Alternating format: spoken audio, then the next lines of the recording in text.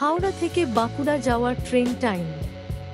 হাওড়া থেকে বাঁকুড়া যাওয়ার জন্য ট্রেন নাম্বার 18,003 রানী শিরোমণি এক্সপ্রেস প্রতিদিন সন্ধ্যা 5:50 হাওড়া জংশনের 19 নাম্বার প্ল্যাটফর্ম থেকে ছেড়ে যায় এবং বাঁকুড়া জংশন গিয়ে পৌঁছায় সকাল 10:28 1 নাম্বার প্ল্যাটফর্মে।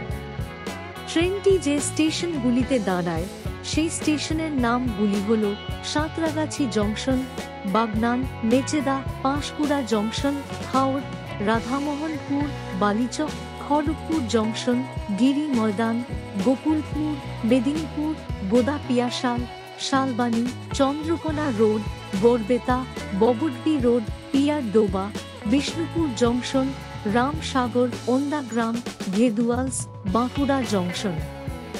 ট্রেনটি সপ্তাহে 7 দিন চলে। ট্রেনের সঠিক সময়সূচি ও তথ্য জানার জন্য আমাদের চ্যানেলটি সাবস্ক্রাইব করতে পারেন।